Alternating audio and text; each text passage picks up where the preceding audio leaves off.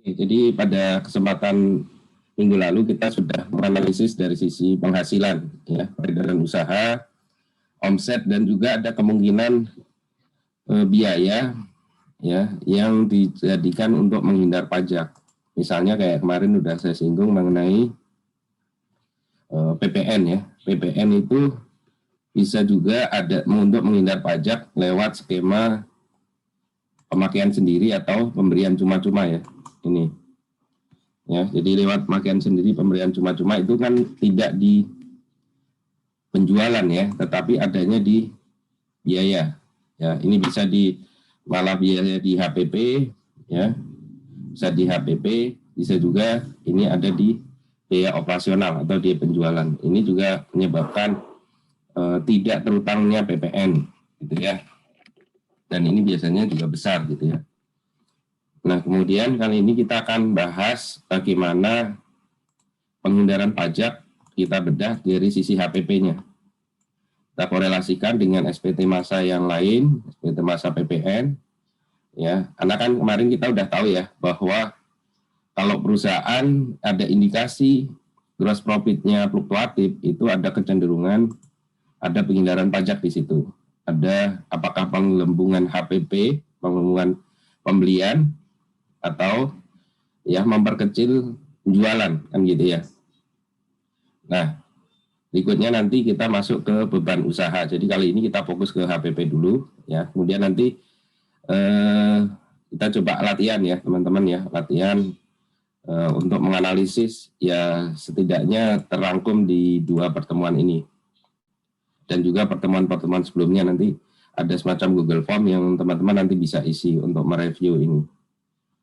Baik, jadi kita fokus ke HPP, ya. Jadi walaupun sebetulnya, ya, modus ini sebetulnya agak terlalu kasar, ya. Kenapa terlalu kasar? Karena kalau HPP-nya fluktuatif itu kan gampang ketahuan, ya. Nah, kadang nggak gampang ketahuan apabila data DJP-nya ini kadang nggak nyambung gitu. Kadang ada pergantian AR, pergantian pemeriksa, di mana pemeriksa nggak melihat data sebelumnya nih. Pas yang dilihat di sini, pas JPM-nya tinggi misalnya, nggak dilihat pada waktu di sini atau di sini, ya. Nah, kalau minimal si pemeriksa atau AR itu punya data 5 tahun komparatif, paling nggak kan tahu nih fluktuatif dari JPM-nya. Tapi kalau memeriksa hanya tahun 2019 misalnya, ya, 2018, sementara data 3 tahunnya tidak diperhatikan, nah ini agak kurang tercapture gitu. Ya, walaupun sekarang sudah ada alatnya, ya, di AproWeb itu sebenarnya sudah mengcapture 5 tahun terakhir. Nah, minimal dengan kita melihat rasio JPM, ya, itu tidak wajar, nah ini berarti kan bermasalah nih. Dugaannya kan adalah di COGS-nya atau di sales-nya. Kan itu dugaan kita kemarin, ya. Nah, sekarang kita coba bedah, ya. Jadi poin hari ini kita akan mencoba membedah khususnya masuk ke komponen HPP. Kenapa di HPP? Di beberapa SPT, ini khususnya di lampiran 2, ya. Lampiran 2 1771. Baik rupiah maupun dolar kan sama aja nih. Lampiran 2 adanya. Jadi kalau teman-teman perhatikan, di HPP lampiran 2 itu ada yang biaya masih dimasukkan ke komponen kolom HPP. Ada juga di kolom HPP, ada kolom biaya usaha lainnya. Kemudian di total. Nah, ini tidak sedikit biaya-biaya yang mungkin selama ini kita kategorikan sebagai OPEX, biaya usaha, tetapi masuk ke sini gitu. Banyak itu perusahaan mengkalkulasikan ke situ. Misalnya biaya tenaga kerja, yang kita pahami biaya tenaga kerja, ya, kalau nggak biaya penjualan ke biaya administrasi, kan. Sehingga ketika kita mengekualisasi nanti pasal 21, kalau kita hanya mengambil biaya gaji yang dari sini, berarti ini ada yang kelewat nih. Ya, jadi di kolom HPP ini tidak hanya pembelian, biaya angkut, kemudian persediaan awal, persediaan akhir. Banyak perusahaan yang masukkan termasuk biaya sewa, ya. Biaya transport itu masuk juga ke sini. Nah, oke. Nah, jadi kita lihat ya, secara globalnya ya, kita preview dulu bagaimana keterkaitan laporan keuangan dengan SPT. Ya, ini yang kita akan bahas. Ya, kemudian ya keterkaitan laporan keuangan dengan SPT, bagaimana struktur HPP itu sendiri sebetulnya, HPP dan juga harga pokok penjualan COGM dan COGS. Kita tahu kalau manufaktur kan ada COGM, ada COGS. Kalau dagang ada COGS aja ya. Jasa kan tidak ada ya. Nature-nya kan seperti itu. Cost structure-nya. Jadi kita pahami struktur biayanya. Kemudian kita ulas lagi bab terkait persediaan. Jadi tentu memainkan COGS atau COGM tidak lepas dari ya memainkan persediaan gitu. Karena ini yang ya tanda kutip mudah juga untuk dilakukan penyesuaian ya. Kemudian modus faktur pajak masukan ya lewat 00 misalnya ya, kita bandingkan nanti dengan HPP-nya. Kemudian tadi tenaga kerja masuk juga komponen tadi di HPP, bagaimana dengan objek 21-nya. Kemudian impor atau pembelian tertentu dengan pasal 22-nya, kemudian biaya jasa dan objek 23, SPT masa 23 ya. Kemudian kalau perusahaan itu menyewa tanah atau bangunan karena tidak punya gedung sendiri, bagaimana keterkaitan dengan pasal 4 ayat 2-nya. Nah ini tadi nanti terakhir kita tutup dengan latihan dan juga diskusi. Nanti ada latihan yang teman-teman bisa isi di Google Form yang udah saya siapkan gitu ya. Oke. Jadi berawal analisis ini kan tentu harus ada yang namanya laporan keuangan. Ya, jadi mata kuliah ini kan LK dan SPT. Jadi bahan bakunya adalah ini ya. Analisis laporan keuangan dan SPT. Ya, jadi ketika perusahaan itu melaporkan SPT tahunan PPh badan ya, kita ini badan nah ya. Nah, itu syarat wajib kan harus melampirkan ini. Kalau ini tidak dilampirkan, berarti kan SPT-nya tidak lengkap, tidak sah. Kalau di KUP, minimal laporan keuangan ini neraca dan laba rugi atau keterangan lainnya. Nah, keterangan lainnya ini banyak nih. Ya. Jadi harus melampirkan ini. Kalau dia perusahaannya di audit, ya, perusahaannya di audit, ya berarti harus laporan audited. Bahkan kalau di Kanwil khusus dulu, ya ini long form report ya. Long form report itu harus laporan keuangannya yang lengkap. Kalau teman-teman kemarin sudah download dan juga mempelajari perusahaan TBK, nah itulah kira-kira. Nah di samping nanti laporan keuangan itu kan konsol ya. Nah laporan parent only-nya juga harus disampaikan. Nah ini ketika melaporkan SPT tahunan PPh badan. Nah demikian juga PPN. SPT masa. SPT masa ini kalau teman-teman membedah laporan SPT masa yang cabang ya 17 21 A1 21 ya 21. Nah ini khususnya untuk WP cabang ya, WP cabang misalnya Pak Indofood, BCA, Jarum. Di kantor-kantor cabangnya itu nanti juga harus melampirkan laporan keuangan cabangnya.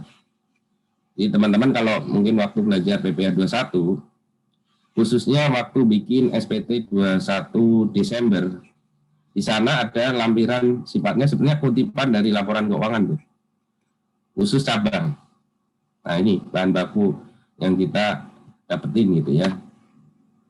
Oke. Nah inilah yang kita coba analisis gitu ya. Kalau kemarin waktu sebelum UTS kan kita fokus di laporan keuangannya saja untuk mencari red flag ya. Nah sekarang kita udah punya asumsinya ya, teman-teman udah punya SPT tahunan, udah punya SPT masa. Jadi red flag yang sudah didapatkan, nah kita coba hubungkan dengan SPT yang lain. Bagaimana kepatuhan pajaknya? Nah ketika kita membedah laporan keuangan ya, ini kan saling keterkaitan nih. Ya ini untuk mempermudah mencari red flag kan ya. Misalnya apa? Misalnya dari analisis selisih. Dari analisis selisih komparatif perbedaannya sangat tinggi. Nah itu kan indikasi ya. Misalnya yang sering terjadi apalagi di masa pandemi adalah utang yang meningkat. Utang. Misalnya kayak kemarin ada goodwill. Misalnya ada lagi penambahan aset atau dari arus kasnya. Nah ini, dari arus kasnya. Arus kas operasi, kemudian investasi dan juga pendanaan seperti apa nih? Nah, dibandingkan misalnya 2 tahun. Oh, operatingnya positif. Investasinya negatif misalnya. Ini positif misalnya. Itu kan masih bagus ya. Yang problem adalah kalau di sininya sudah 2 tahun ini negatif gitu. Nah, ini berarti kan secara cash flow-nya udah bahaya gitu ya. Nah, tetapi kita lihat negatifnya kenapa nih? Jangan-jangan karena buat bayar utang. Nah, sini. Nah, utangnya kemana nih? Dilihat di neracanya gitu ya. Utangnya kemana? Nah, ini.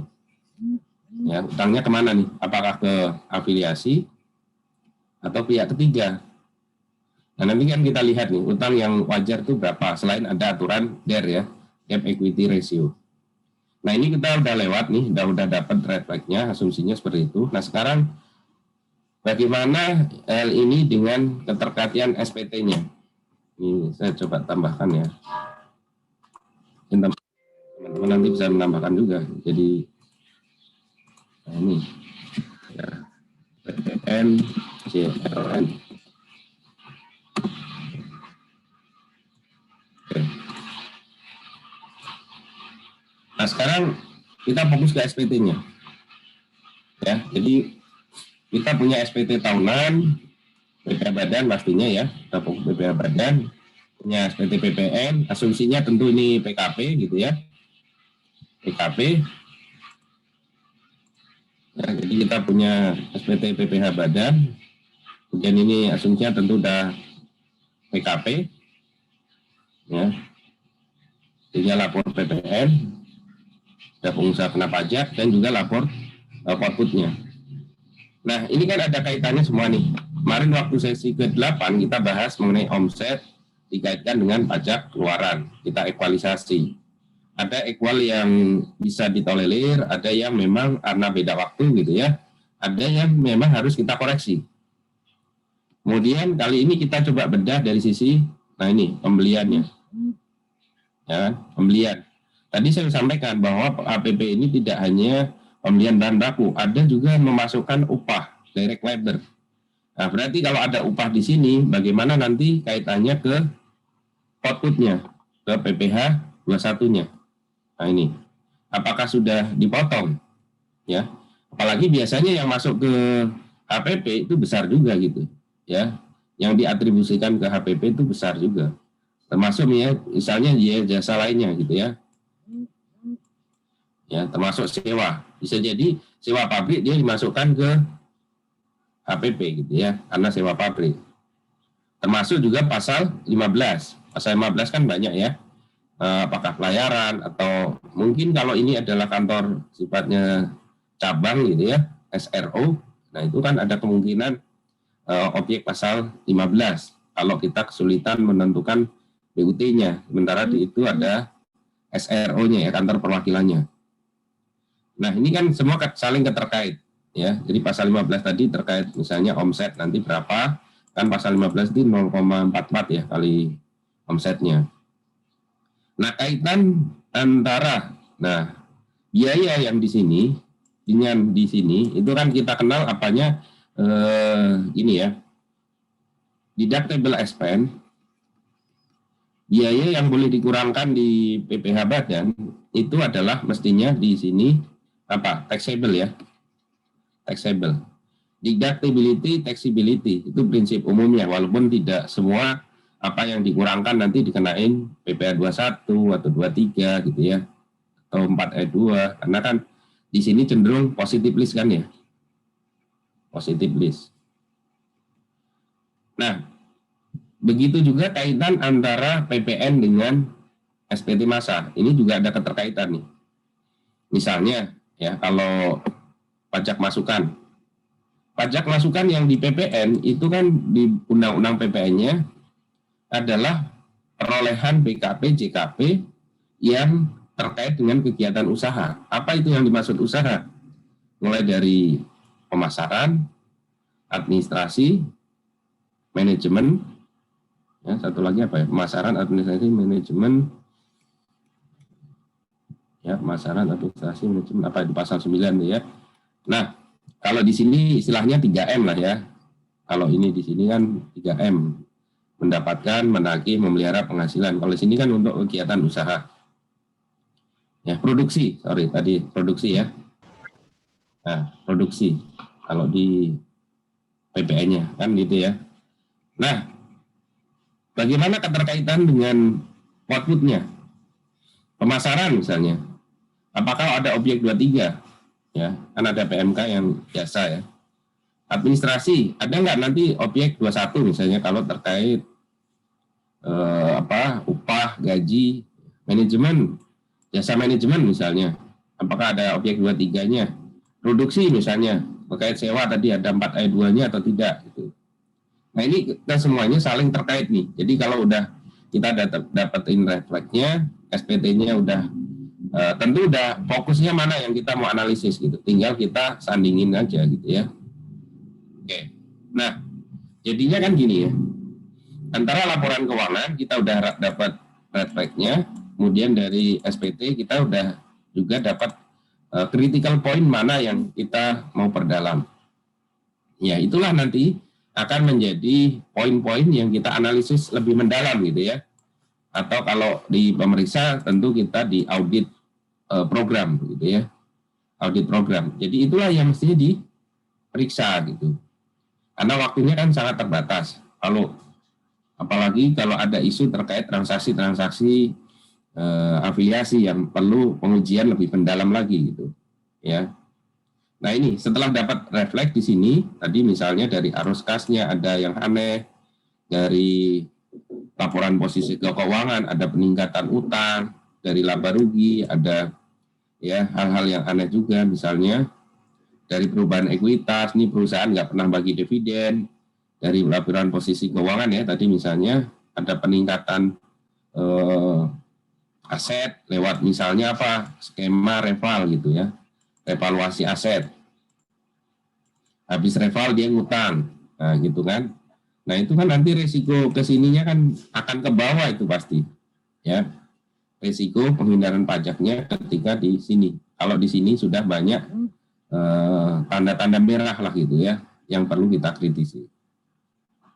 Oke ya, jadi nah hal yang mungkin kita akan banyak lakukan adalah teknik ini ya, ekualisasi. Ya, ekualisasi antara tadi PPH, PPN, ya, antara PPH badan, ya, kemudian PPN, kemudian juga SPT masa, yang lain, masa 21, 23, dan seterusnya. Bisa juga kita pakai teknik gross up misalnya. Jadi kita menemukan adanya pembelian yang belum dilaporkan, atau ada kita menemukan bukti potong, ya perusahaan dipotong tapi kok nggak ada lapor gitu. Nah itu kan bisa di gross up ya. Nah kemudian pakai analisis tren. Nah ini, nah kemudian dengan kita cek di rasio-rasio ya, rasio benchmarking maupun rasio ya industri sejenis. Nah ini kan jadi tanda tanya di kita nih, wajar nggak sih kayak gini nih kan? Ya, wajar nggak nih perusahaan kepatuhannya apakah ya? Nah ini saya kira insight umum yang perlu kita bawa gitu ya. Jadi melalui ini sehingga kita bisa dapetin hal-halnya. Baik, sekarang kita akan masuk ke struktur biaya atau cost structure ya. Cost structure. Nah, silahkan teman-teman nanti kita sambil absen ya, minta pendapatnya. Satu, kira-kira kalau melihat cost structure atau struktur HPP manufaktur, ini kan umumnya lazimnya gini ya, teman-teman pasti udah dapat materi ini. Nah, minta tolong kira-kira aspek pemajangannya seperti apa, dan juga risiko penghindaran pajaknya di mana gitu. Jadi kalau tanya risiko penghindaran pajak, mestinya ini Pak, kalau pembelian misalnya dia ada pembelian tadi dari perusahaan yang belum PKP misalnya. Nah, itu kan ada risiko apa di situ? Pembeliannya fakturnya berarti 00 atau dia tanpa PPN tuh berarti ada risiko di sini gitu ya. Nah ini boleh silakan mungkin sambil ini sebentar 5 menit. Nanti saya sekalian ngabsen ya, minta pendapatnya masing-masing teman-teman, mungkin sebagian lah gitu ya.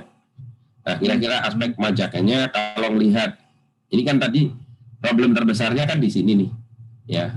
Kita asumsikan problem terbesarnya di sini. Nah kira-kira aspek pemajakannya seperti apa, kemudian resikonya seperti apa gitu ya. Kok misalnya kita curigai tadi JPM-nya naik turun, berarti yang problem taruhlah di sini gitu ya.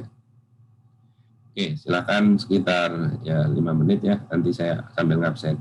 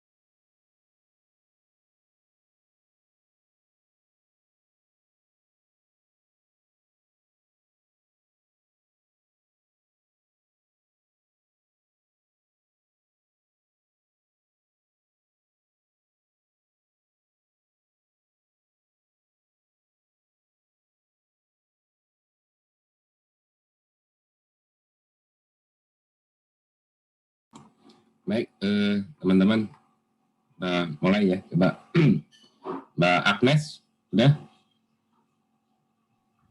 Iya, Pak. Ya, kira-kira kalau melihat COGM atau COGS manufaktur, kira-kira aspek pemajakan dan resikonya di mana ya? Di biaya penyusutan pabrik itu di SPT PPH tahunan, Pak. Risiko penghindaran pajaknya menghitung penyusutan tidak sesuai dengan ketentuan perpajakan atau misalnya salah metode penyusutan. Oke, jadi pasal 11 ya, Perda Undang-Undang Ya, PPH, dan juga yang sering itu CAP 220 itu ya. Misalnya, atau kemarin tuh misalnya leasing kan, perusahaan mesinnya leasing ya. Nah, itu harusnya kan tidak menyusulkan ya secara yang finance list. Nah, itu juga harusnya ada risiko di situ dan mestinya kita aware tuh sebagai analis maupun sebagai pemeriksa. Harusnya dikoreksi kan. Oke. Ya, pemeliharaan atau ini kan sama aja nih ya, pemeliharaan juga kan kalau CAP 220 biaya penyusutan, pemeliharaan itu kan juga demikian. Oke, Mas Agus. Ada Mas Agus? Hadir, Pak. Ya, kira-kira di mana lagi, Mas? Untuk aspek pemajakan di ongkos angkut itu harusnya ada PPh 23 sama PPN, Pak. Harus dilihat apakah pemberi jasa itu PKP atau enggak, sehingga ada pemotongan PPN atas jasanya atau tidak. Oke, ongkos angkut ini mesti dilihat ya. Ongkos angkutnya apakah pakai kendaraan sendiri atau tidak. Nah, kalau kendaraan sendiri melihat di balance sheet, daftar aset, balance sheet, dia punya mobil angkutan enggak kan gitu ya. Nah, ini atau dia di daftar aset, di daftar aktiva. Ada enggak dia punya. Berarti kalau punya berarti kemungkinan ongkos angkutnya kan tinggal BBM, driver ya, biaya pemeliharaan, biaya ini kan. Tapi kalau nggak punya berarti kan sewa.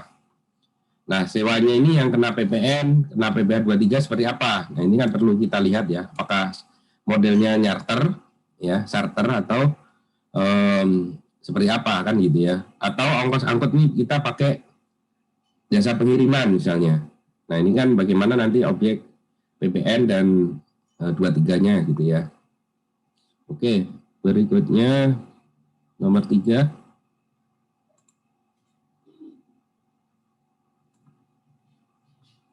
Nomor 3, nomor 3.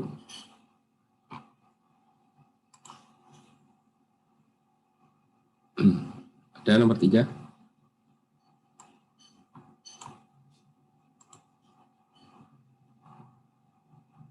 Nomor 4, Amira.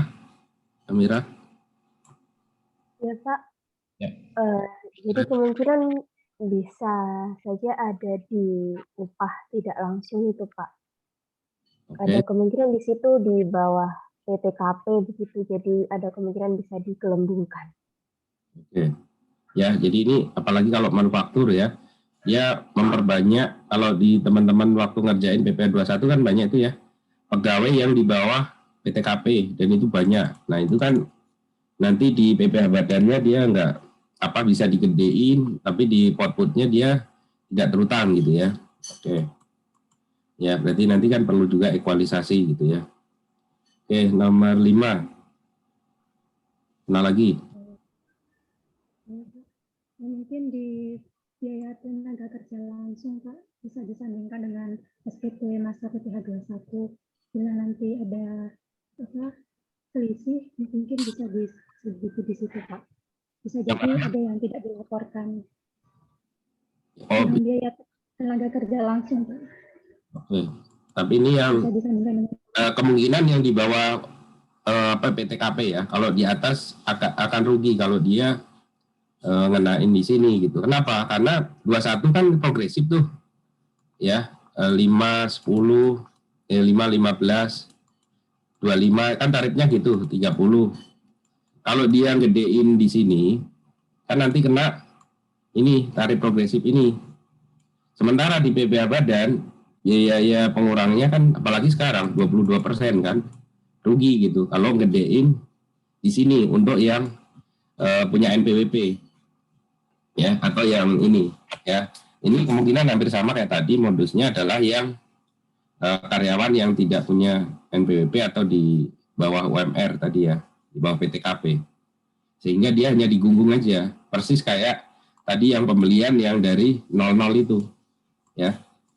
Dia akan memutus mata rantai bahwa ada pembelian di situ. Oke. Nah, berikutnya lagi yang perlu diperhatikan, kan kemarin kita bahas ada bahwa biaya-biaya ini termasuk variabel cost ya. Variabel cost atau jangkar. Ya, atau cost driver gitu. Kemarin kan gitu ya, cost driver. Jadi, kalau kita udah analisis ini, kemudian ininya naik, berarti harusnya kan apa? Sales-nya juga mestinya naik gitu kan. Kalau ini udah kita analisis semua nih, udah dapat, oh kok trennya naik nih. Nah, berarti harusnya sales-nya juga naik dong gitu. Kalau sales-nya nggak naik, apakah penjualannya ke grupnya sendiri atau memang ya sedang resesi gitu, atau seperti apa kan gitu. Nah, ini setelah ini kita bedah, ya kita lihat sales-nya juga gitu. Ya. Oke, ini tadi beberapa hal yang mungkin kita coba kritisi ya. Jadi aspek pemajakan dan juga kira-kira bakalan di mana risiko penghindaran pajak apabila kita udah nemuin bahwa JPM-nya nggak wajar gitu. Kali JPM nggak wajar berarti di sininya yang kita harus bedah, atau mungkin kalau ini udah kita bedah semua karena ini komponennya kan variable cost, jadi mestinya setelah itu kita bedah ke sales-nya gitu ya. Baik. Nah, kalau tadi adalah manufaktur. Nah, sekarang bagaimana kalau ini untuk perusahaan dagang? Tentu lebih simpel ya, perusahaan dagang. Jadi kemungkinan terbesarnya ya perusahaan dagang itu ya kan ini ya, pembelian, ya angkut, diskon, cucian akhir. Tidak ada work in process, tidak ada ya inventorinya kan inventory buat dijual saja gitu ya. Nah, kemungkinan modus yang paling sering adalah dia pembelian yang dari 00 itu. Ya. Kenapa? Dia ini memutus mata rantai siklus distribusi barang, ya. Jadi misalnya banyak case itu, misalnya perusahaan-perusahaan besar, Polytron misalnya, dia selain jual ke distributor, ada juga jual ke ya ini distributor yang 00 tadi gitu. Identitasnya nggak diketahui. Distributor, pedagang besar harusnya kan gitu ya, ke pengecer atau ke konsumen. Nah, ini enggak nih, sehingga apa? Kita tahu harga-harga barang, kita bandingin nih, kita beli di Indomaret gitu ya, kadang lebih mahal dibanding beli di toko kelontong pinggir ini. Nah, karena ini kan bisa jadi pembeliannya ini memakai identitas 00 sehingga PPN-nya nggak ada gitu.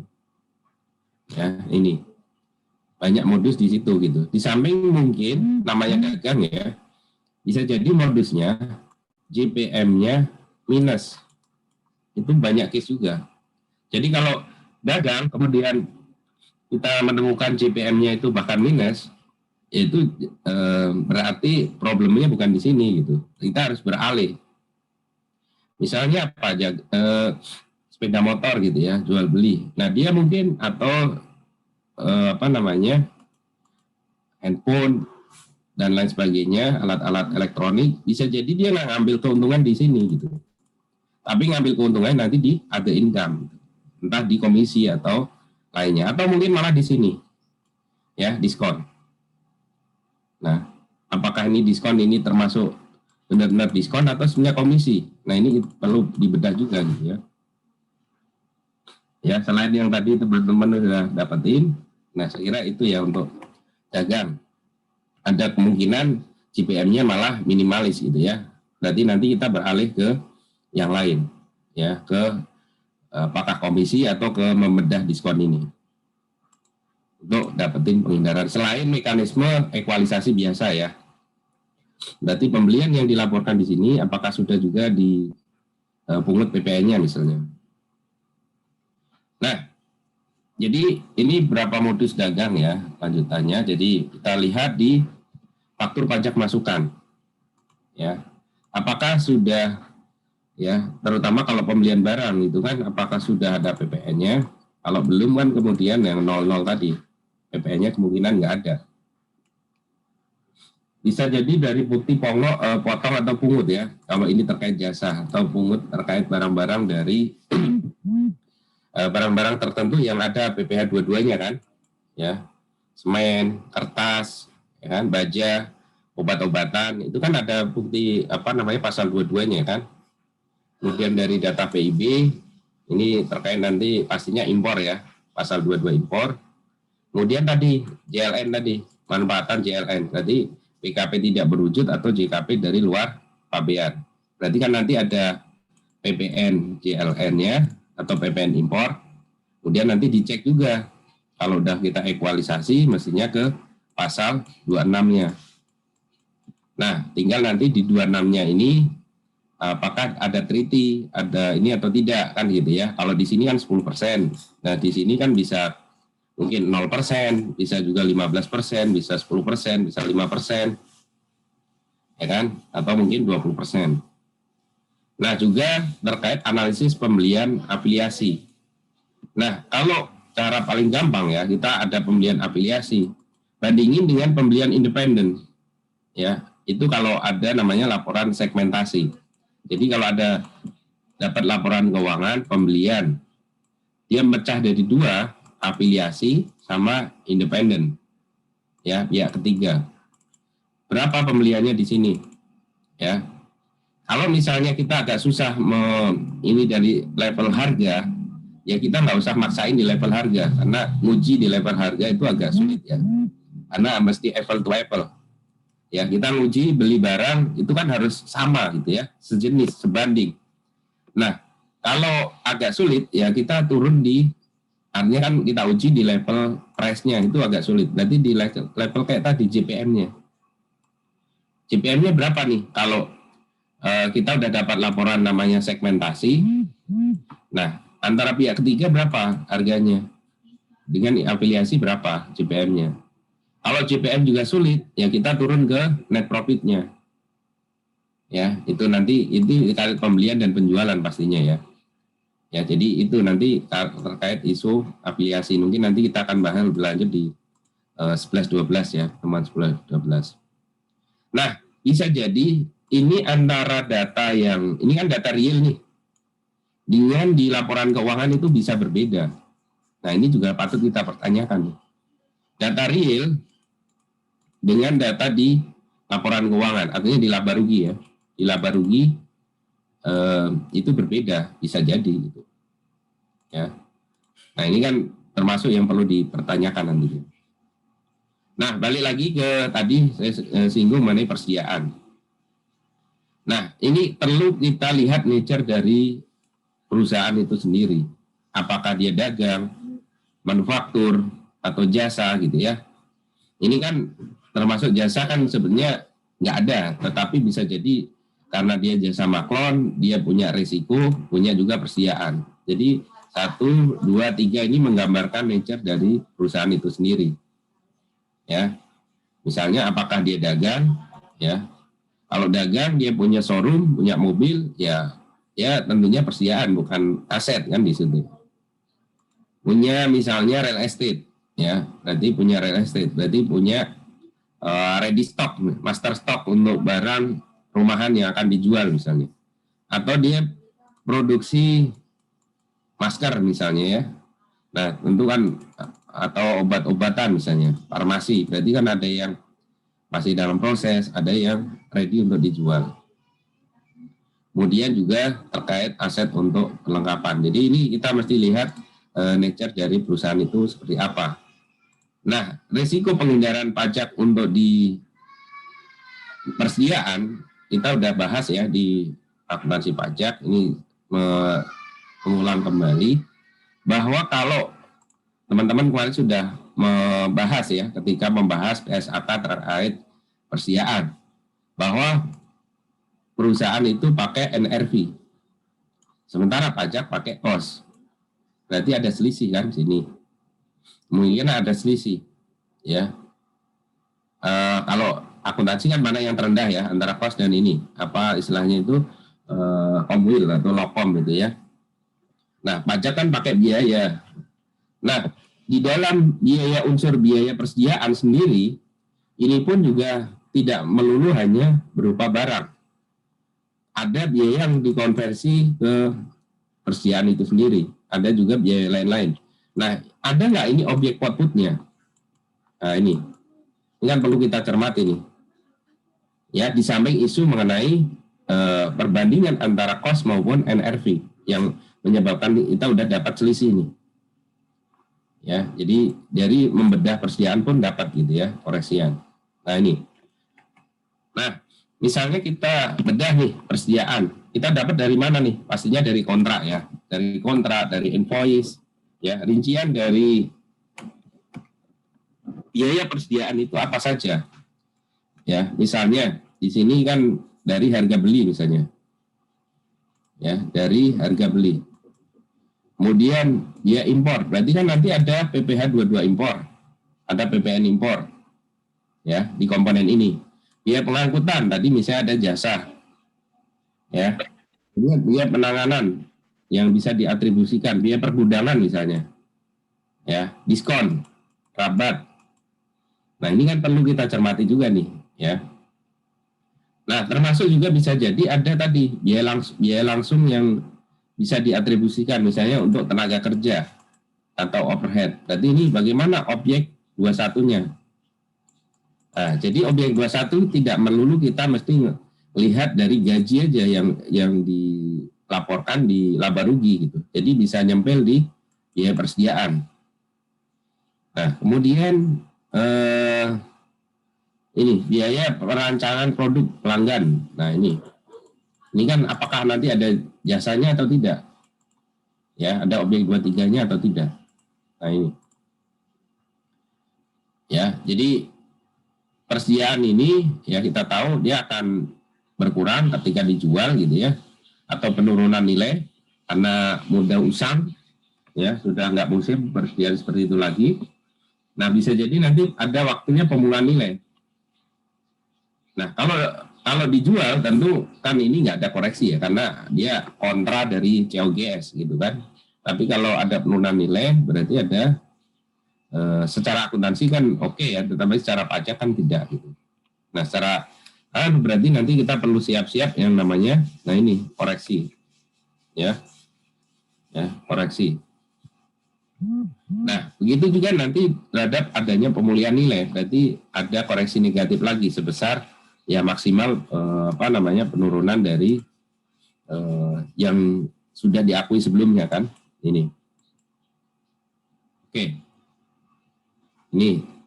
Nah, ini contoh nih. Tadi sudah sampai nomor 5 ya, absen ya. Oke, sekarang nomor 6, Mbak Anissa ya.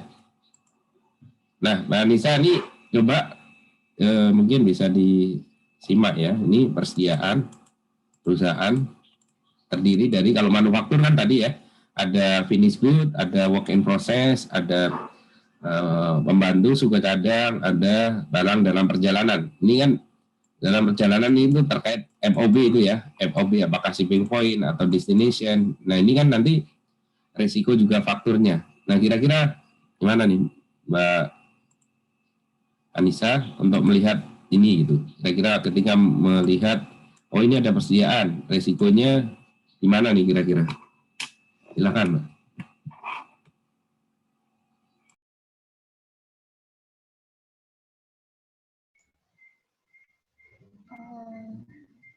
Mungkin dari FOB-nya Pak, kalau misalnya perusahaan menggunakan FOB shipping point, berarti persediaan sudah dianggap dijual pada saat sampai ke pengirimannya. Tapi kalau FOB destination, perusahaan itu sudah dianggap menjual, menyerahkan persediaannya itu pada saat barangnya itu sampai di tangan pembeli. Oke, nah berarti kan nanti ini ya, apa istilahnya itu terkait juga pemakturan. Nah ini akan menyebabkan masalah nih di sini nih, yang syarat tadi syarat penyerahan barang nih. Ya, jadi ini perlu dicek nih. Kayak kemarin yang menyebabkan faktur pajak berbeda gitu ya. Faktur pajak tahun ini difakturkan tahun kemarin atau tahun ini kan bisa jadi dari ini nih. Ya, ini konsisten nggak perusahaan gitu ya. Terutama yang barang dalam perjalanan ini. Berarti kan ada kemungkinan beda ini nih, ya. Termasuk gini juga nih. Kadang yang remeh-temeh tapi ini sering terjadi ya. Misalnya apa? Persediaan akhir di 2016 ya, dicatat nih persediaan akhir sebesar segini. Harusnya ini akan menjadi persediaan awal di tahun 2017. Yang kayak gini tuh banyak tuh ya. Berarti nanti misalnya kita 2016 kita lihat persediaan akhir 2016 ya. Persediaan awal ya, persediaan awal 2016 berarti persediaan akhir 2016 kan. Nah, itu juga perlu dicek itu konsistensi laporan keuangan itu. Bisa juga kita perluas sampai 4 tahun misalnya. Ya. Oke. Nih, kemudian nomor 7. Hadir, Pak. Ya, apalagi Mas kira-kira? Mungkin sama Pak kayak FOB-nya terus shipping point atau destination, terus yang kata Bapak juga bilang itu Pak di persediaan akhir 2016 itu harus jadi persediaan awal di 2017. Soalnya saya pas menganalisis laporan keuangan yang itu tugas itu, saya menemukan itu juga Pak. Jadi persediaan akhir di 2006 di tahun sebelumnya itu beda dengan persediaan awal di tahun 2017 Pak. Nah, PT apa itu Mas kemarin? PT apa? PT Bukit Asam Pak. Oh, oke. Iya, itu kan artinya, nah ini hal-hal yang kayak gitu pun ya mungkin, nggak mungkin lah. Mungkin aja gitu, walaupun perusahaan TBK gitu. Ya, jadi ini nih. Nah, termasuk tadi ya, masalah penurunan nilai. Jadi nanti concern di sini nih. Ya, jadi kalau ini kalau dibuat T-account gitu ya, akun penurunan nilai. Ya kan, nanti konsisten enggak? Kalau misalnya ada pemulihan nilai, kan tadi kalau ada penyisihan itu dikoreksi positif. Kemudian ada pemulihan, berarti koreksi negatif. Nah, koreksi negatifnya sebesar ini enggak gitu kan? Nah, ini juga perlu dibedah juga ini. Ya, hanya perlu didalamin gitu ya. Oke, ya ini beberapa hal ya terkait persediaan. Nah, yang kentara lagi adalah kalau ini. Nah, ini walaupun hal ini mestinya sangat sedikit harusnya ya. Kalau perusahaan itu masih pakai LIFO, karena PSAK kan juga nggak boleh kan, ya. Tetapi ya apa ya, biar kelihatan wah ini sesuai PSAK lah gitu, pakai LIFO, padahal kan udah nggak boleh. Nah, ini tentu harus dikoreksi gitu ya, pastinya. Dengan yang tentu di berapa, pasal 10 ya, pasal 10, apakah pakai FIFO atau average. Gitu ya. Oke. Baik. Nah, ini contoh aja ya, mengulang mungkin nanti teman-teman udah familiar lah gimana cara menghitung persediaan kalau dia pakai FIFO maupun average. Prinsipnya kalau FIFO kan barang yang masuk pertama itu mesti yang diasumsikan yang dijual duluan. Berarti kalau ini 24, berarti kalau FIFO berarti ini terjual kemudian nambah 4 kan gitu ya. Kalau average ya di rata-rata kan gitu ya. Oke.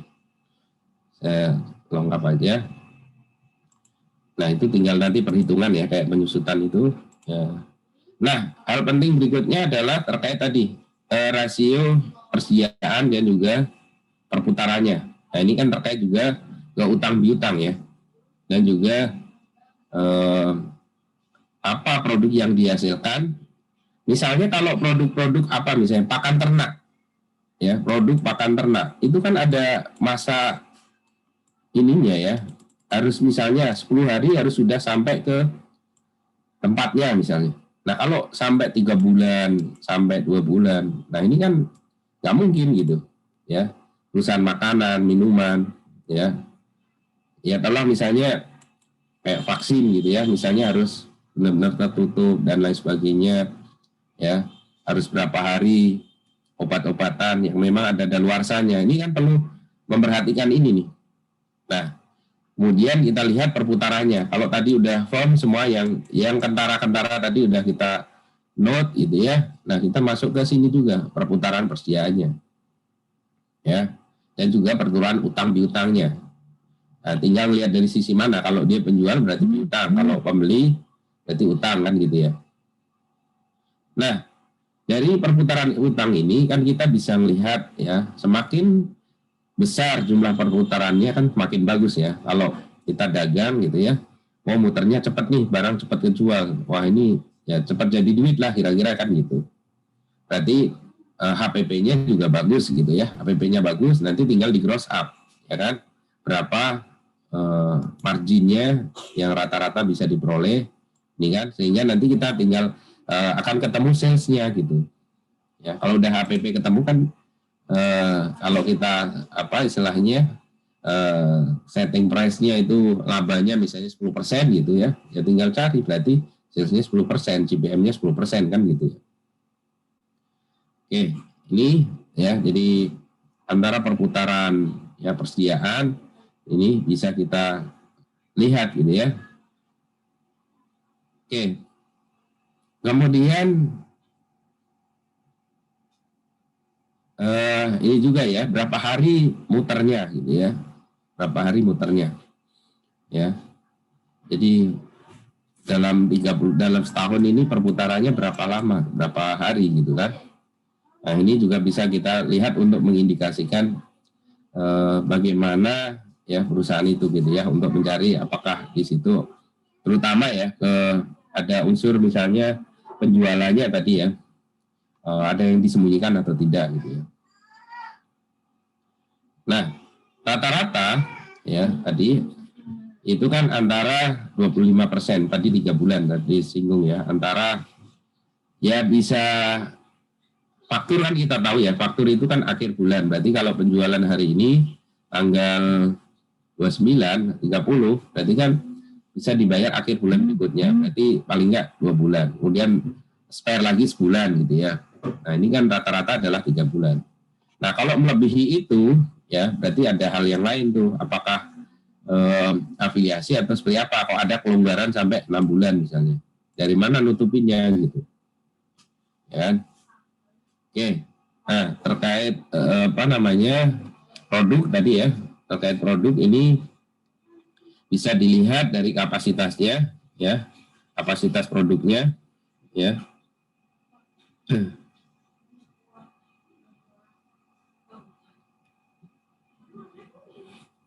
Ya.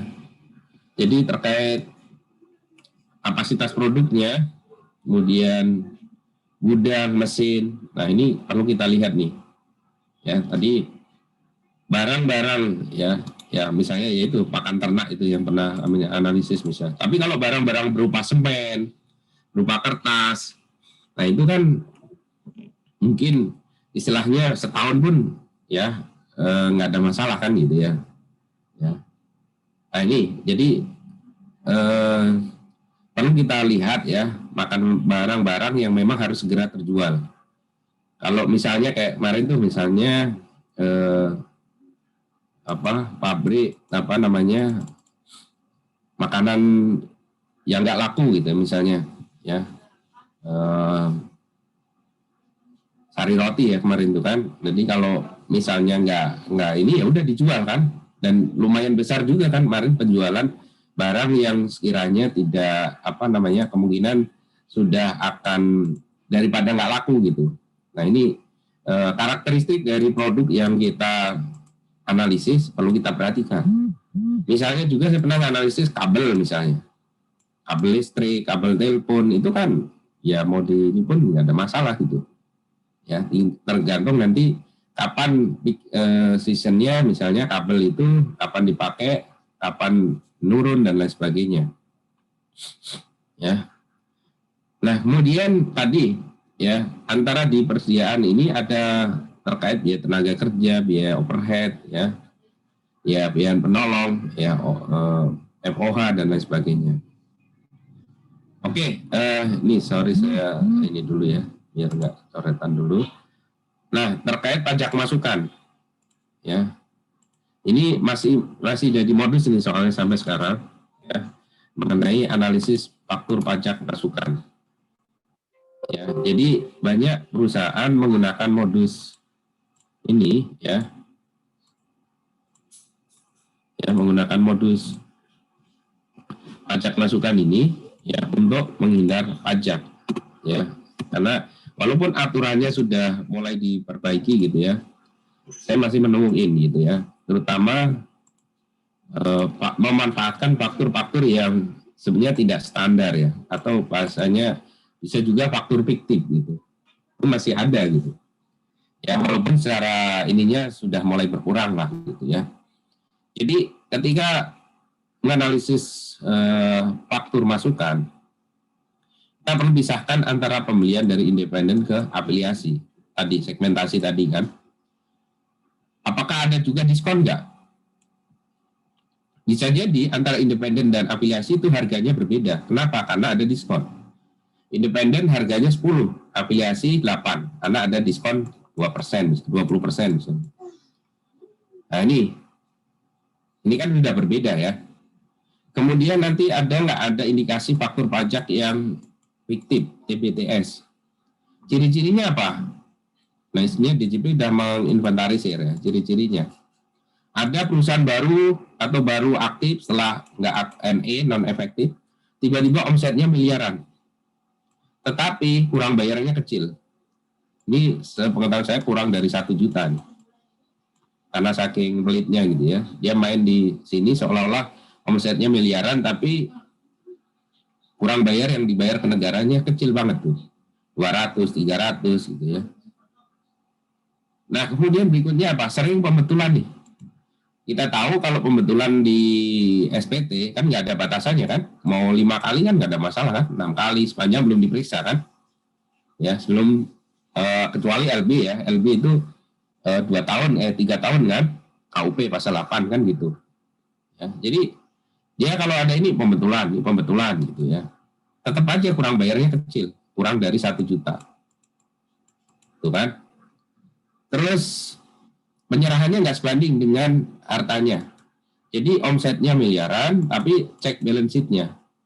Balance sheet-nya, total asetnya ya paling puluhan juta gitu. 50 juta, 100 juta. Ya, kan aneh nih. Kemudian modal sahamnya juga 10 juta gitu. Tetapi omsetnya luar biasa nih. Ya kenapa? Dia jual beli faktur aja gitu. Ya, nanti kalau ketahuan tadi pembetulan. Terus penyerahannya beragam ya. Nggak tahu kegiatannya apa nih, jualannya apa. Jadi kalau mau ditelusuri, ya, kalau mau ditelusuri, misalnya ini pedagang gitu, dagang besar, dagang kecil, konsumen, kita tarik ke belakang lagi, ya, mestinya kan harusnya distributor, itu lagi harusnya manufaktur. Nah ini nggak nemu nih manufakturnya, muter aja di sekitar ini, ya, itu, ya, jadi nggak ketahui ini, jadi ya ini dagangannya aja gitu, jadi nggak, kalau ini dapat barang dari mana, dari B dari mana, C dari mana, nggak ketahuan, padahal kesemua ini bulat aja gitu. Tidak sampai ke manufakturnya. Nah, bisa jadi kadang di kawasan perumahan. Ya, ini alamatnya gitu ya. Dulu saya pernah, ini juga gitu ya. Alamatnya bukan di pertokoan atau pergudangan atau apa gitu. Kadang di perumahan gitu. Rumah dipakai buat usaha. Nah, kalau kita dapetin kayak gini gimana tuh? Ya, kalau memang levelnya analisis pengawasan ya tentu di SP2DK suruh bayar, suruh betulin. Tapi kalau udah ada indikasi apa istilahnya? Ini tadi kan masuk ke pasal 38, 39 KUP kan? Apa istilahnya itu? Apalagi nanti memanfaatkan ini untuk restitusi, itu kan udah pidana kan ya. Nah, itu tentu bisa diajukan yang namanya IDLP ya. IDLP. Ada informasi, data, laporan, pengamatan. Nah, kita lengkapi pakai ini. Sehingga nanti pemeriksaannya bukan pemeriksaan biasa, tapi pemeriksaan dalam rangka pidana pajak gitu ya. Ya, oke. Baik, jadi tadi di awal sempat disinggung ya. Jadi kalau kita menemukan hal ini, terutama yang ini, ya berarti ada indikasi ya fraud, ada indikasi penghindaran pajak lah. Kalau kita bicara pajak kan bukan fraud, tapi penghindaran atau pengelakan pajak ya. Ini berarti yang problem tadi kita bedah di HPP-nya. Apakah ada penggelembungan atau seperti apa? Atau di level penjualannya. Oke. Nah, berapa indikasi misalnya kalau dari penjualan, ya kalau dari sisi pembeli kan tadi dari level pembelian dan utang. Nah, kalau sekarang tentu penjualan melihatnya dari sisi perputaran piutang. Wajar atau tidak? Kalau kita sebagai penjual, ya, jadi kadang gini, kita sebagai analis itu posisikan kita sebagai pemilik perusahaan. Mungkin nggak sih kita dibayar melebihi 3 bulan, lah terus cash flow kita dari mana gitu? Kita kan perlu bayar gaji, bayar administrasi dan lain-lain gitu ya. Nah ini contoh ya, di mana perusahaan ya temuannya dari tadi CPM sama inventory tadi. Ya, ini dalam miliaran, ya, ini HPP-nya, kita lihat. Nah, kalau angkanya kayak gini, kita kan agak sulit ya menemukan ini penghindaran pajaknya gimana. Nah, gimana caranya? Nah, kita bisa bikin persentase kan, common size maupun analisis vertikal dibuat persentase. Ya, kalau kayak gini kan agak sulit ya, sulit untuk menganalisis gitu ya. Yang paling kita tahu, oh ini naik, ini naik gitu ya. Tapi kalau kita persentasekan kan jadi, oh CPM-nya fluktuatif nih, inventory turnover-nya juga fluktuatif, pembeliannya naik, ya kan? Kemudian inventory-nya naik juga. Nah ini. Nah, indikasinya apa? Indikasinya tadi ya CPM kan, CPM. Nah, apakah tadi kemungkinannya mengecilkan omset atau HPP ya, omset dikecilin atau HPP. Nah, yang sering dilakukan lewat modus ini. Ya, pembeliannya 00 atau penjualan di gunggung. Ya, itu yang paling mudah. Ya, mereka akan taruh di gunggung. Kan di gunggung itu secara e-faktur kan juga nggak di-input kan, hanya jumlahnya saja gitu. Ya, oke. Nah, kemudian dari cost driver. Jadi kalau tadi teman-teman sudah dapetin ya waktu struktur cost structure dari COGS, COGM tadi ada yang aneh. Nah, tentu kita udah bisa ngitung dong COGS, COGM-nya berapa ya yang wajar. Nah, itu kemudian nanti dinaikkan cost plus istilahnya. Berapa sih marginnya? Cari marginnya independen misalnya. Itu sebenarnya. Ya, jadi kita main dari cost drivernya, kemudian naikkan ke sales-nya untuk dapetin koreksi di level sales-nya. Jadi tadi udah kita bedah nih, ya, yang tadi misalnya mana-mana yang problem, ya, kesalahan dinas, itu kan kalau di PPH Badan kan gitu, kesalahan dinas mengajak saudaranya, listrik, telepon, ada buat direksi, konsumsi karyawan, penyusutan, tadi udah disinggung ya. Nah ini. Nah, setelah dapat, kita hitung berapa cost-nya yang wajar, gitu ya. Ya tinggal dinaikkan ke berapa sales-nya yang wajar, gitu. Terutama yang ke afiliasi tadi. Misalnya, afiliasi diskon 20%, kalau independen tidak. Ya, nah ini juga perlu kita cermati, gitu. Ya, berikutnya, ya, mengenai cost driver, ya. Jadi, dilihat dari sisi misalnya, nah ini 3 tahun kan terlihat nih kalau 3 tahun. Ya, jadi kalau ini artinya kita sudah cost drivernya sudah kita pantengin. Nah, kecenderungannya adalah bahwa omsetnya yang diperkecil. Terlihat apa? Ini udah naik, turun lagi. Padahal di sini, ya kan, ya langsung ya cost drivernya, ya direct cost-nya, Ya, direct cost itu kan antara bahan baku sama upah langsung naik. Nah, tetapi salesnya malah turun. Nah, ini kan ada indikasi mengecilkan omset gitu ya. Nah, kalau seperti itu, ya, yang perlu teman-teman lakukan dan juga saya pernah lakukan adalah misalnya saya konversi ya ke KPP. Saya pernah lakukan ini, indikasi ini ya. Jadi kan saya udah tahu nih list siapa customer-nya, ada 10. Customer-nya ada 10. Saya list 10. Nah, kemudian ada data aplikasi internal gitu ya. 10 ini ke KPP 10 misalnya. Ya udah saya bersurat ke KPP 10. Ya kan? Kemudian saya udah punya list faktur-faktur mana yang nggak dilaporin karena indikasi ini. Saya konfirmasi, saya udah dapat jawaban, udah kuat kan? Nah, ini kalaupun tanpa pemeriksaan pun udah bisa gitu ya. Kalau udah ada istilahnya, kalau dulu itu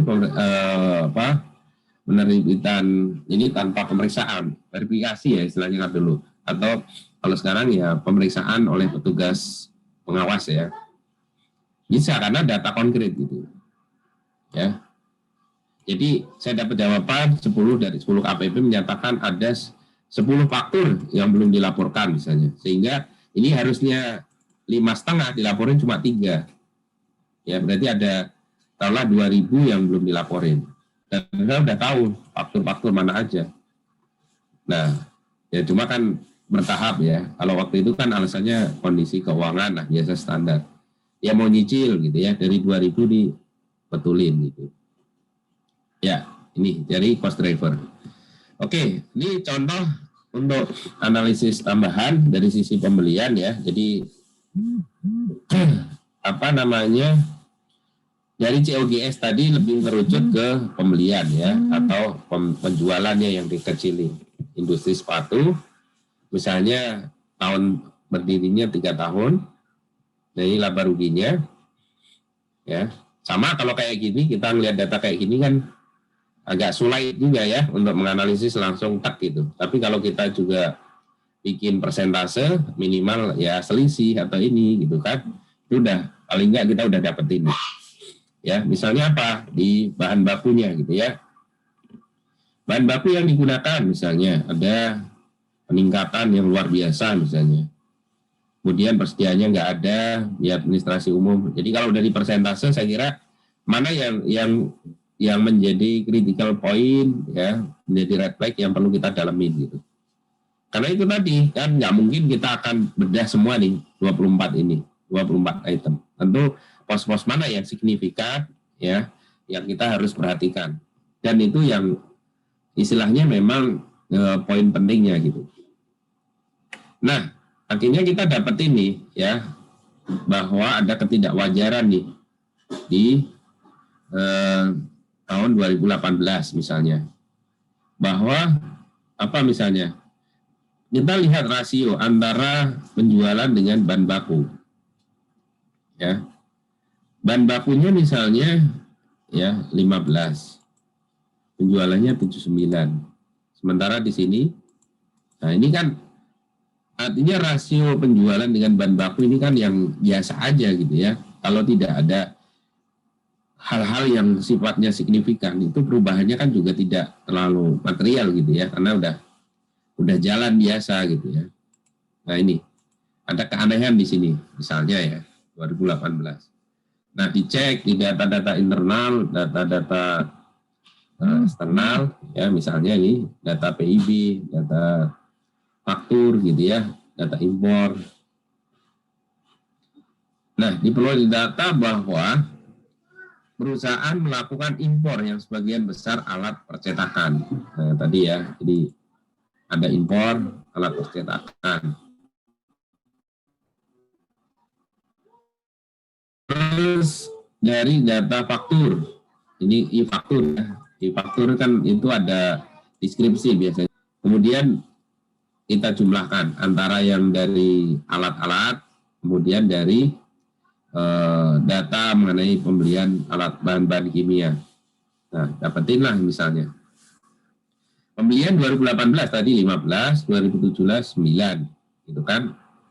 Nah, sementara di laporan keuangan, nah tadi di awal sudah sempat disinggung ya. Jadi data yang bersumber dari ya bukti, ini kan dari bukti ya, entah internal atau eksternal, kita bandingkan dengan yang dilaporkan di laporan keuangan. Bisa jadi ada perbedaan juga gitu ya, tadi yang Mas Ati sampaikan gitu. Kalau temuan Bukit Asam tadi, teman-teman kemudian cross check ke data internal, PIB, PEB, data faktur, itu nanti akan ya mulai menjurus lagi gitu ya, kita dapetin gitu. Nah, beberapa kesimpulan yang didapat dari case ini adalah pembelian dari 2018 ini mendekati pembelian bahan yang baku yang dilaporkan. WP tidak pernah melaporkan persediaan, jadi itu kan persediaannya nggak ada, ya. Atau persediaan ini masuk di komponen tadi pembelian gitu ya, karena kan nggak mungkin. Apakah langsung habis nih? Kalau persediaan nggak ada, artinya kan stok langsung habis nih. Kemudian selama 2017 ada faktur sepertiga dan pembelian yang dilaporkan ya. Kemudian dalam industri tidak lazim nih bahan pembantu melebihi bahan utama. Tadi ada impor tadi kan. Ya, ada impor yang ya sifatnya ini bahan pembantu gitu. Ada apa nih?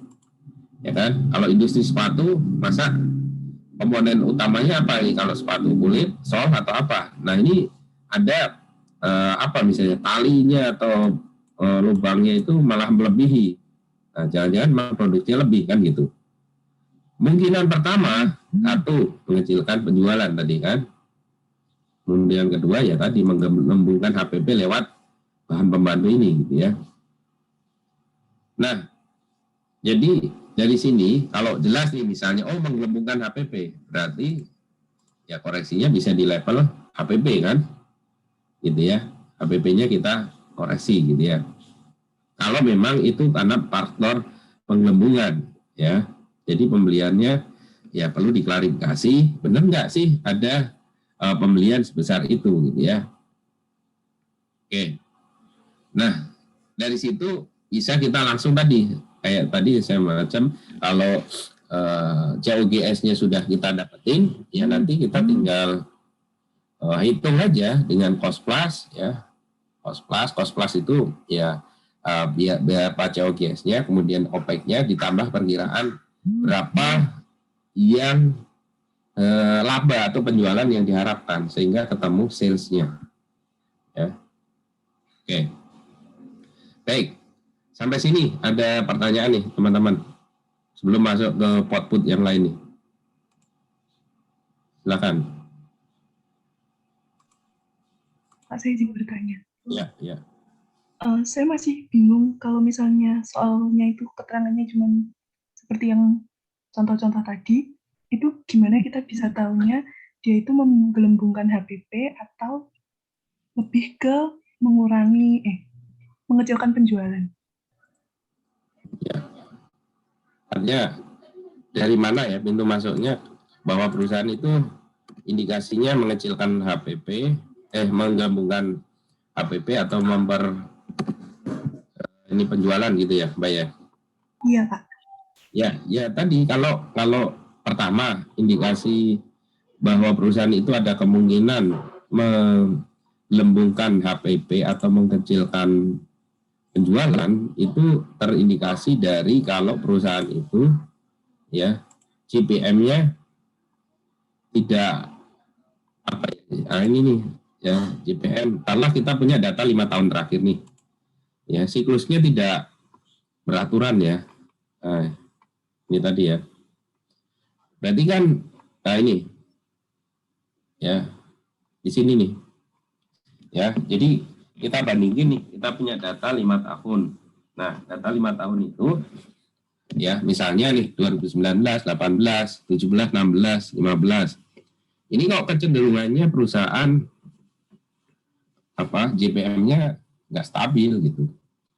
Kemudian alat ujinya ya banyak sih sebetulnya. Nanti misalnya dari aplikasi PMPK ada indikasi kayak tadi.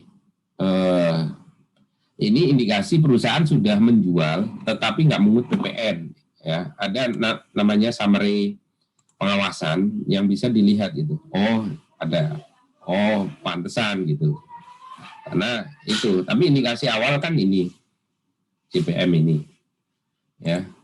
Kemudian ada indikasi juga misalnya gini, perusahaan ini cenderung main aman gitu, jadi nggak pernah biar nggak diperiksa, gitu kan? Ya udah JPM-nya naikin dikit gitu ya. Kemudian net profit-nya naikin dikit. Yang penting kurang bayar aja. Kan sekarang itu aja kecenderungan yang memang yang jadi sasaran pemeriksaan kan kalau lebih bayar ya. Jadi kalau perusahaan itu saya pernah dapetin yang nggak pernah diperiksa 5 tahun, ada indikasi kayak gini gitu. JPM-nya coba dinaikin dikit-dikit, sales-nya naikin dikit-dikit, net profit-nya lagi dikit-dikit gitu. Nah, indikasi penggelembungan yang saya dapetin apa? Bukan di sini COGS, tapi karena waktu itu kayak ada jasanya juga ya. Jadi dia di OPEC-nya gitu. Tapi sama aja gelembungin gitu. Ya, jadi ya istilahnya kalau kita baca komparatif laporan keuangan ada yang aneh gitu kan. Apakah itu di COGS atau sales kayak tadi itu kan ada indikasi tuh. Nah ini kayak gini. Ya. Nah ini yang ini. Ya, begitu JPM-nya nggak teratur di sini, kalau JPM nggak teratur itu kan kemungkinannya dua aja kan. Kalau nggak penjualannya yang dikecilin ya, omsetnya yang digedein kan gitu. Itu sih Mbak, kalau mana yang setelah ini mau didalamin ya tentu ini kan tentu udah berawal dari analisis sebelumnya gitu ya. Kalau kita ini JPM, ini salesnya, nah itu alat ujinya kan ya dari beberapa data informasi yang kita dapetin gitu. Mungkin gitu Mbak ya. Berarti kemungkinannya tetap dua-duanya ya Pak, kalau soalnya cuma diketahui GPM aja. Bisa kedua-duanya atau bisa salah satunya ya. Karena kan kalau dua-duanya itu marok banget gitu ya. Tapi bisa dua-duanya. Dua-duanya gimana? Jadi kalau dua-duanya itu modusnya adalah APP-nya malah yang nggak dilaporin tadi. Kalau dua-duanya ya. Kalau modus dua-duanya itu ya ada pembelian tapi nggak dilaporin gitu. Artinya apa? Berarti ya udah nggak dilaporin sekalian gitu. Jadi misalnya gini, omsetnya 100 gitu. Wah gimana nih? Omsetnya 100. Nanti kalau saya gedein pajaknya gede dong. Ya udah 100 saja. Terus gimana biar nggak ini? Ya udah pembeliannya jangan dilaporin juga gitu. Ya, pajak masukannya jangan dilaporin gitu. Bisa dua-duanya kan berarti pajak masukan dia nggak laporin, kemudian penjualan dia otomatis nggak laporin gitu. Bisa dua-duanya gitu. Ya asalnya tadi biar nggak gampang ketahuan gitu. Ya gampangnya gini lah. Kalau perusahaan itu kan istilahnya gimana cara bayar pajaknya agak kecil.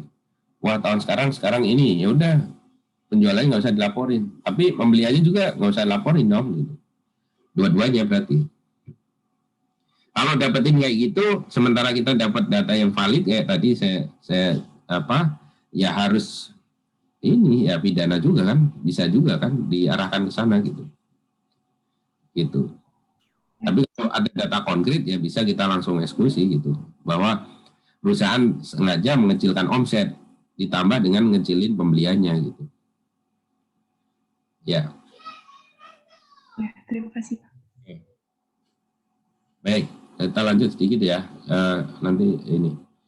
Nah, berikutnya adalah, nah ini tadi udah kita singgung di awal mengenai biaya tenaga kerja versus objek 21. Tadi yang saya sebut deductibility, expense, taxability kan. Jadi biaya tenaga kerja itu nggak hanya semata-mata yang di state di COGS maupun di OPEC sebagai biaya gaji dan karyawan. Bisa nyempil di tadi COGS, bisa nyempil di persediaan. Tetapi ada juga modus yaitu menggelembungkan tenaga kerja fiktif. Ya, apalagi kalau perusahaannya itu di daerah-daerah yang ya misalnya ya agak susah menjangkau KPP-nya itu. Ya. Kan di Sumatera atau di Kalimantan, di pertambangan atau di kebunan gitu kan. Nah, ini bisa jadi seperti itu gitu. Apalagi ini. Nah, ini kadang ini juga nih jadi pabriknya di ini Sulawesi, ya, pabriknya di sini, ya. Kemudian kantor pusatnya di Jakarta. Di samping Jakarta, nah ini agak susah nih. Kadang orang KPP-nya yang terdekat, dia juga merasa, wah ini udah diawasi di Jakarta nih. Orang Jakarta, KPP-nya khusus misalnya, KPP LTO misalnya, nah susah juga nggak pernah kesini gitu, apalagi pandemi. Mau visit ke sana atau meriksa, agak sulit nih. Nah tetapi indikasi ini kita bisa lihat gitu, ya kan? Di laporan SPT 21-nya. Nanti antara yang dilaporkan cabang sama pusat kita konsolidasi berapa sih jumlah karyawan. Kan kita bisa bikin perbandingan nih jumlah karyawan dibanding produksinya gitu. Itu kan bisa di-compare kan, gitu kan. Jadi kalau taruhlah padat karya berapa sih yang bisa diproduksi untuk menciptakan ini, kok harus tenaga kerjanya sebanyak itu misalnya. Nah kalau ini fiktif, nggak ada, lihat bukti daftar karyawan lewat daftar ini, ya tinggal dikoreksi aja kan berarti. Kita jangan koreksi ke objek paling 5%. Karena kan kalau digelumbungin kita ngenain 21 kecil dapatnya. Dan memang namanya fiktif ya dianggap nggak ada kan harusnya. Bukan kita anggap objek 21-nya gitu. Jadi kadang kita dibawa pada kondisi ya udah Pak, saya potong aja 21-nya kalau gitu, ya rugi gitu ya dari sisi negara ya, karena ini dapatnya taruhlah 5%. Sementara kalau di sini dia dapat pengurangan tadi taruhlah 22% dikurangi biaya itu gitu. Ya, jadi dilihat penambahan pengurangan jumlah karyawan tadi, kapasitas mesinnya, luas pabriknya, biaya tenaga kerja, ya, outputnya itu kan bisa dilihat tuh. Nah, itu kan nggak bisa dibohongin gitu ya. Jadi satu orang bisa ngerjain berapa gitu. Nah kalau pemeriksa kan bisa sampling ya ke lapangan, lihat benar nggak karyawannya sekian, data kependudukan, ada nggak di data kependudukan gitu ya, NIK-nya misalnya. Oke, kemudian dari sisi pembelian atau barang, ya pembelian atau barang. Ya ini mengenai objek 22 impor. Termasuk dari pedagang pengumpul. Nah ini kan ada kalau misalnya pedagang pengumpul sawit misalnya, tadi sempat disinggung, itu ada pasal 22-nya kan. Nah ini bisa juga kita cross up nantinya untuk cari berapa HPP-nya dan juga sales-nya gitu ya. Oke. Baik, kemudian pasal 23. Nah, pasal 23 ini ya, tadi sudah sempat saya singgung mana menjadi objek 23. Nah, ini kan nanti versus PPN juga kan, PPN masukan. Jadi kalau kita sebagai pemotong pasal 23 otomatis kan mestinya ada PPN masukan kan. Nah, ini kita cocokkan masing-masing. Misalnya apa? Sewa kendaraan, sewa mesin. Tapi belum dipotong. Nah, ini kan dapat objek 23, 2% ya. 2%, tetapi kalau nggak punya NPWP kan 4%. Nah, tetapi kalau misalnya sudah dipotong, nah ini ada kecenderungan nih. Kalau ini kan mungkin lalai gitu ya. Nah, kalau ini ada hal lain nih. Jadi malah udah dipotong. Potongnya nggak kira-kira 4%. Tetapi sebetulnya ini transaksinya tidak ada, fiktif juga gitu. Kenapa perusahaan mau melakukan ini? Karena dia hanya dipotong 4%, tapi nanti dapat pengurangan untuk mengurangi 22%. Nah, modus ini ada juga nih melakukan itu gitu. Ya, biaya fiktif. Jadi biar seolah-olah ada, ya dia pakai PPh 23 tanpa NPWP, biar tidak ketahuan. Tadi kalau pembelian modusnya kan 00 biar ketahuan penjualnya, ya di samping itu biar harganya juga murah. Nah kalau jasa itu ada indikasi pakai biaya fiktif, jasanya nggak ada. Ya kalau kontrak ya biaya kontrak ada aja gitu ya, tapi jasanya nggak ada. Nah ini ada modus juga kayak gini, ya. Jadi ya pernah bisa ini kajian ya, apakah ini dinaikin atau seperti apa, karena terus terang dengan NPWP-nya nggak ada, itu jadi 4% orang masih worth it gitu ya, untuk ya udahlah nggak apa-apa gitu, bayar PPh 23 motong, tapi biaya fiktif ini nanti ya istilahnya tanda kutip bisa dikurangkan di PPh badan, walaupun biaya itu nggak ada. Nah ini perlu diwaspadai ya. Jadi jangan terkecoh ke tadi apa istilahnya pemotongan. Nah kemudian terkait sewa tanah bangunan. Nah sewa tanah bangunan ini kan objeknya 4 ayat 2 ya 10%. Ya. Nah ini tentu dilihat di kontraknya ya. Apakah sewa ini, kadang yang sering adalah sewa ini ke pemegang sahamnya atau ke direksi. Jadi dia sewa tapi ke pemegang saham. Nah tentu apakah sudah dipotong atau tidak, ini isunya ya. Ya, jadi sudah dipotong atau belum ya. Jadi kalau ini kan 10% ya tarifnya ya, 10%. Kalaupun nggak punya NPWP juga 10% juga kan, tidak ada perbedaan di sini, di 10%. Ya. Nah, apakah sudah dipotong belum gitu ya? Nah ini. Nah tentu lihat kontrak, memang kita visit bahwa dia menyewa termasuk gedung dan lain sebagainya. Oke. Termasuk misalnya perusahaan kapasitasnya banyak nih, tapi nggak punya gedung sendiri, berarti kan ada kemungkinan dia nyewa. Itu kan? Baik, ini saya kira sesi pembahasan ya, 1,5 jam. Nah, teman-teman ada pertanyaan nggak nih? Monggo.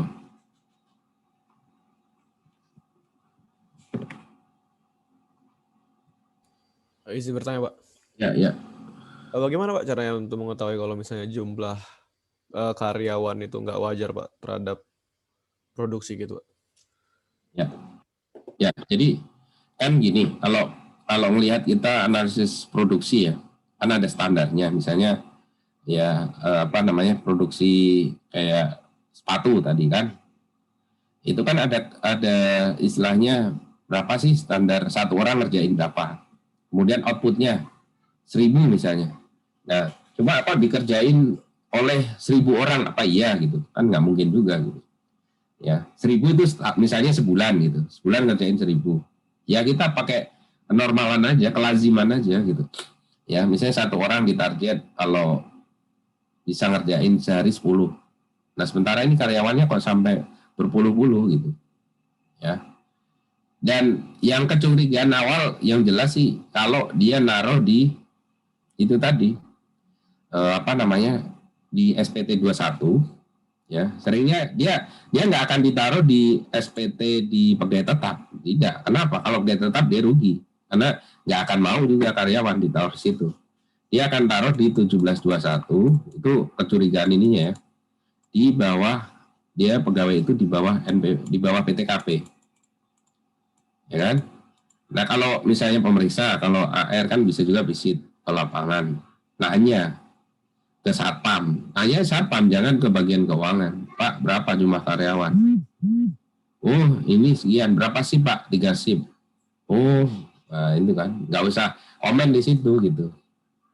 Ya, jadi nanti pas sampai kantor dicocokin kembali. Kalau dia bilang di laporan misalnya ada 1000, padahal tadi satpam ya bilang cuma misalnya 300 gitu.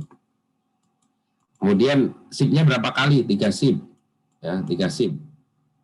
Ya nanti kan bisa teman-teman bisa minta ke daftar karyawan di bagian personalia kan, minta aja kan, cocokin. Jadi artinya data informasi yang ada itu kita kumpulin, tapi kecenderungan akan naruh di sini. Ya, saya pakai kontrak Pak, tidak tetap gitu ya. Nah kita kan bisa melihat apakah perusahaan itu rela hanya membayar ini untuk ini aja, itu kan enggak.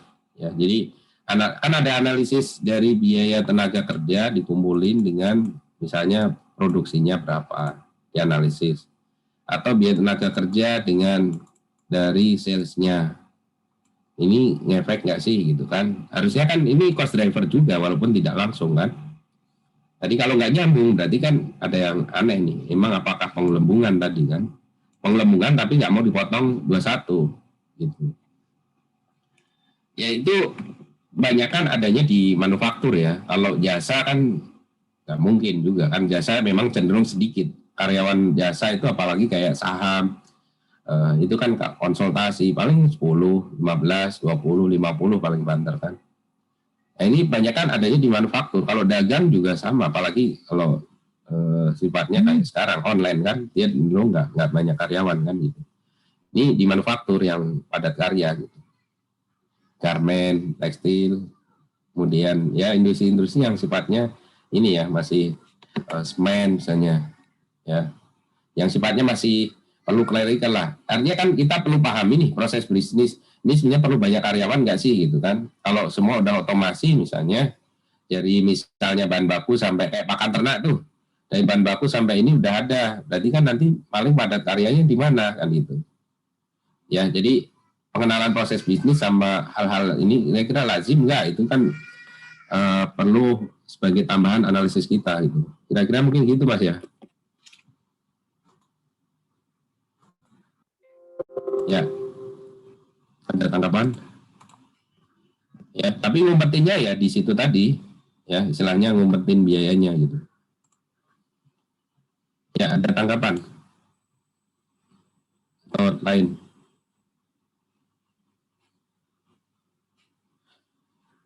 Baik, kalau misalnya nggak ada, ini teman-teman coba berlatih di sini ya. Ada 10 latihan di sini. Coba dibuka dulu ya nanti. Nah, ini bisa dibuka atau enggak? Ya. Terusnya sih bisa ya. Nah, ini.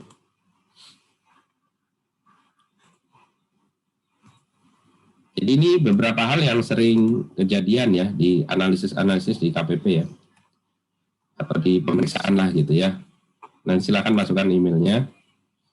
Kemudian kelas 61 ya, dan nomor urut, nama. Kemudian nomor 1 nih, pertanyaannya, apakah jumlah peredaran di lampiran 1 BPH Badan itu harus sama persis dengan DPP di PPM? Jelaskan jawaban Anda. Nah silakan. Jawabannya usahakan kalau bisa tambahkan dasar hukum yang kira-kira memperkuat gitu ya. Nggak harus ditulis pasal ini sekian, tapi minimal dasar hukum pasal 11 misalnya tentang penyusutan ayat apa gitu. Itu aja, minta tolong ditambahkan, atau kayak penyusutan atau misalnya persediaan tadi PSAK atau pasal 10 misalnya. Kemudian nomor 2, ekualisasi biaya gaji. Nah, tabel di atas ini lampiran 2 ya, BPH Badan dengan CLK maupun di SPT 21, mana yang kira-kira yang terdapat potensi fiskal. Nah, kayak tadi nih jumlah karyawan. Kira-kira kalau di tahun ini mana nih yang kira-kira potensi nih ya. Nah, mungkin tadi jalan pertanyaan tadi ya. Nomor 3, nah ini daftar nominatif. Misalnya tampilannya seperti ini. PMK 02 nih dasarnya. Menurut Anda biaya promosi dikoreksi atau tidak? Ya, misalnya lihat dapnom nih, daftar nominatif. Jadi kalau laporkan BPH Badan itu kan ada daftar nominatif biaya promosi.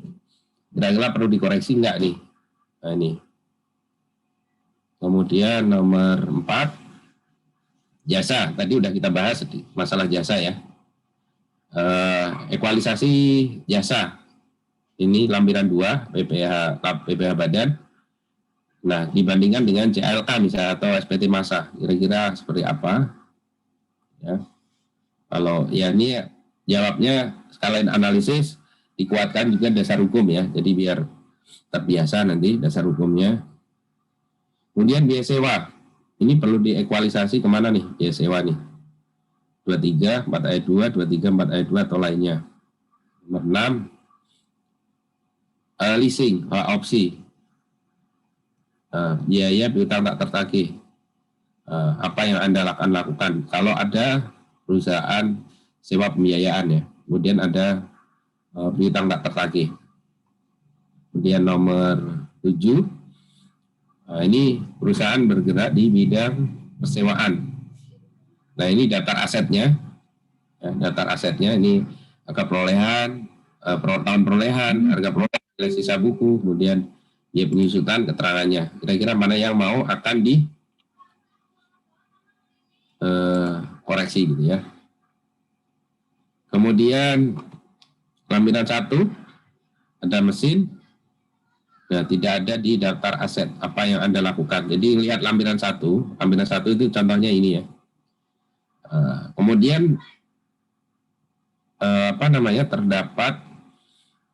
terdapat di daftar aset. Nah, ini apa kecurigaan atau hal-hal Anda yang lakukan, dasar hukumnya apa, kemudian apa yang nanti akan Anda lakukan analisisnya. Kemudian faktur, ini invoice ya. Invoice atau faktur pajak, melihat ini ada penjelasan bahwa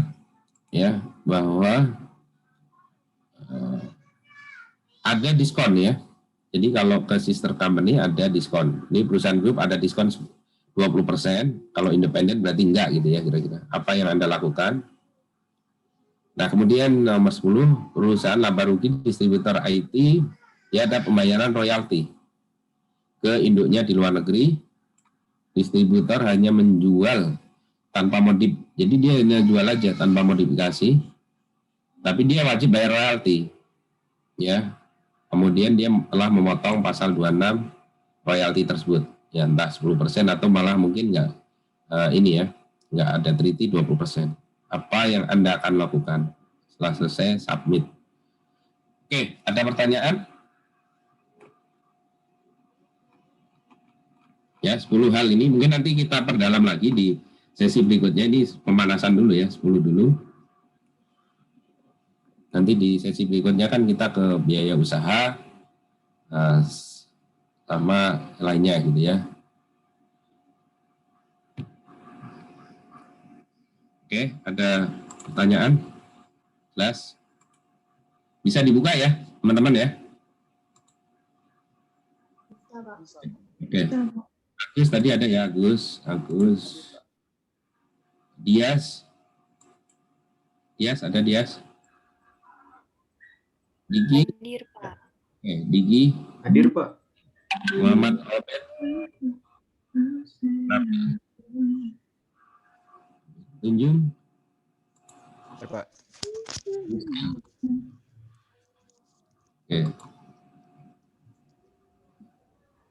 Oke, jadi teman-teman minta tolong ini dikerjakan ya. Kalau bisa sih, ini kan masih ada waktu sampai pukul 10. Kalaupun belum selesai, silakan diselesaikan.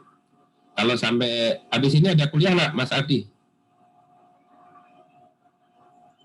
Nggak ada, Pak. Nggak ada. Nah, minta tolong kalau nggak, diusahakan selesai hari ini lah, sampai pukul 12 gitu ya. Kalaupun misalnya ya masih belum selesai, diusahakan penting hari ini selesai gitu ya, biar nggak menambah tugas gitu aja. Jadi yang 10 ini silakan dieksplor ya, analisisnya seperti apa ya, kemudian dasar hukumnya kira-kira. Kalaupun perlu data ya, apa effort, pastinya kan mungkin informasi soalnya terbatas. Jadi perlu data ini, perlu ini, silakan aja ditambahkan. Jadi memang kalau levelnya analisis itu kan data terbatas, tetapi kita bagaimana cara dasar hukumnya kuat, kemudian alat analisisnya, kalaupun nanti perlu data ya di state aja, data ini yang dibutuhkan gitu.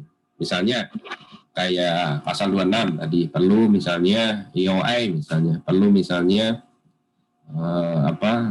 untuk konfirmasi untuk keberadaan tadi royalti dan lain sebagainya, ditulis saja gitu. Jadi artinya ketika nanti ini jadi analisis risiko, jadi potensi kuat gitu. Kalau teman-teman, ada potensi nih 10 miliar, ya kuat gitu. Kita nanti pemeriksa tinggal diuji, nambah alat bukti, kuat. Sampai ke misalnya keberatan, banding pun kuat juga gitu.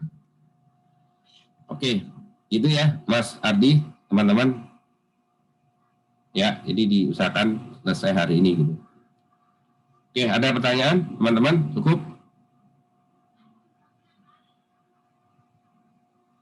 Baik, kalau nggak ada, saya kira cukup ya untuk sesi ke-9. Mudah-mudahan sehat semuanya, teman-teman. Ya, kita semuanya sehat semuanya. Ya, mudah-mudahan saudara kita, teman-teman kita, keluarga kita ya pada sehat semuanya, ya bisa kita lebih maksimal lagi ya. Oke, jadi silakan 10 dulu ya, 10 dulu tapi explore lebih jauh untuk menjawabnya gitu ya, sebagai bahan latihan.